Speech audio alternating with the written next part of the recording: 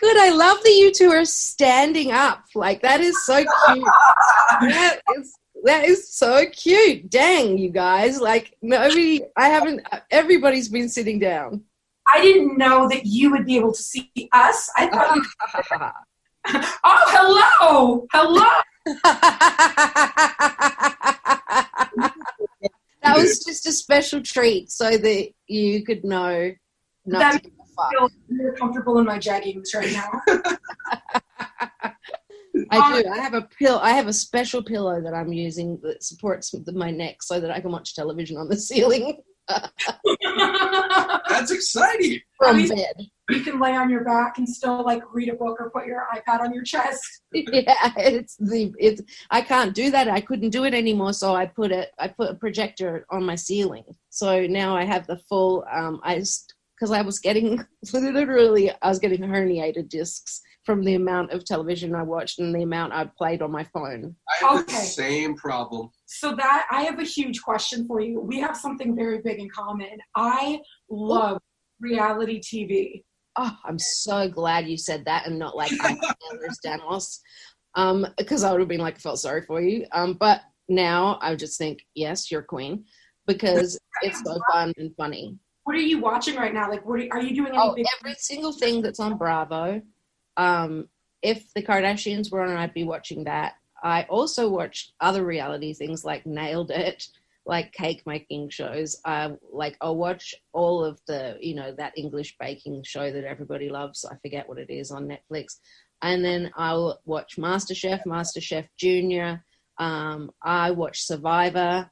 So I have a very broad, but also I love documentaries. Like, there's a beautiful documentary on Netflix that was been out for years. It's called Dogs, and it's so beautifully shot, and I love dogs. And and then there's another great documentary on Netflix called Unnatural Selection, which is about CRISPR and genetic and gene editing. And so I go all over the shop.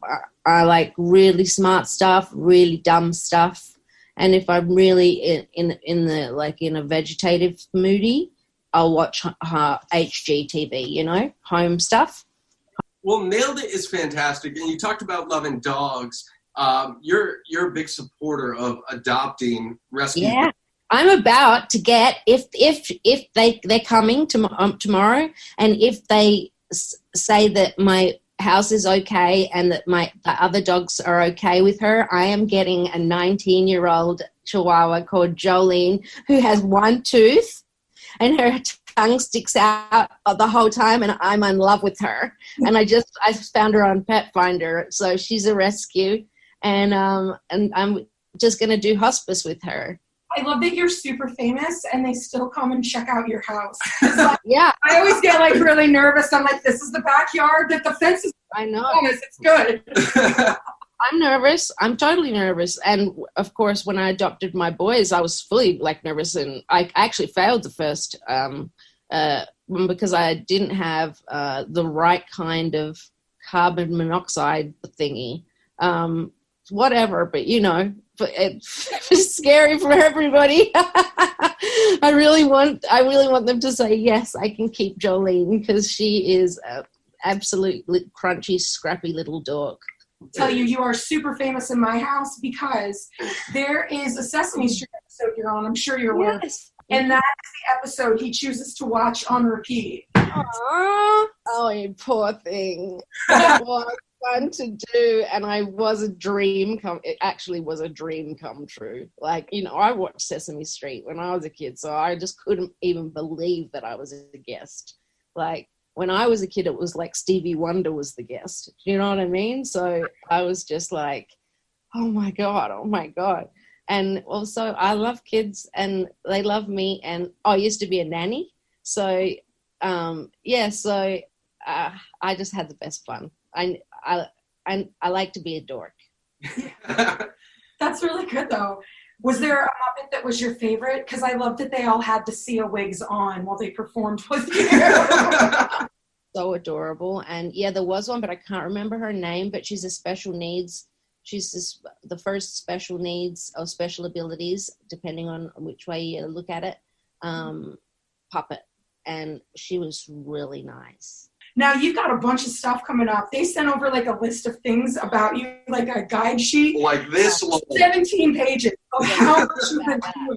All that's happening that's important is that I basically wrote, directed, and produced a movie, and it's really good. And it's going to come out in IMAX, and it's going to come out sometime around mid-October or later if it's not safe. I'm not going to put anyone in danger, but I'm so excited because they think it's good enough to be on the huge screen. So I did a good job.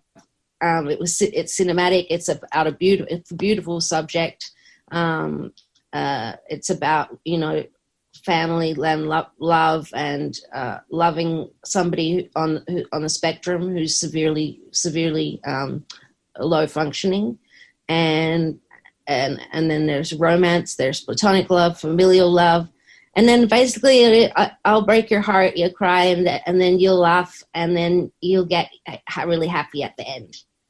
And it's got amazing cast too, right? You have Kate Hudson in it. Our friend Leslie Odom Jr.'s in there. And Maddie Ziegler, my little dancing muse, she plays music. She's the title character. Now, since you were kind of involved in all aspects of it, is there one part you liked the best? Yeah, I love just directing, and I love costume designing. So I think I love both those things. I think I love love directing. That's in the moment when you like action, and then you're talking to your actors about what the motivation is, or what they should be, what the feeling is they should be emitting, emoting, and that I love, and I love setting up shots. Like I've got a Fibonacci brain, so the shots, there has to be like some golden rule, and my brain doesn't work if it's not like a Fibonacci theorem. So every shot, it was really annoying for the poor cinematographer and the producer. But yeah, just sometimes I'll need to move things just because it has to, for me, please the eye, like the golden rule does. The movie actually has two soundtracks, one that is solely you, and then one that features the cast. Well, the cast one is obviously going to come out first because it's theirs, and they did it, and and then eventually I'll put out my one, which has some different words, and because I wrote them before I wrote the movie. And so then I went back and rewrote lyrics for the cast so that it supported the narrative of the film. But yeah, most importantly, the soundtrack with Maddie and Kate Hudson and Leslie Odom Jr. singing on it is going to be it's amazing. They're all amazing, amazing singers.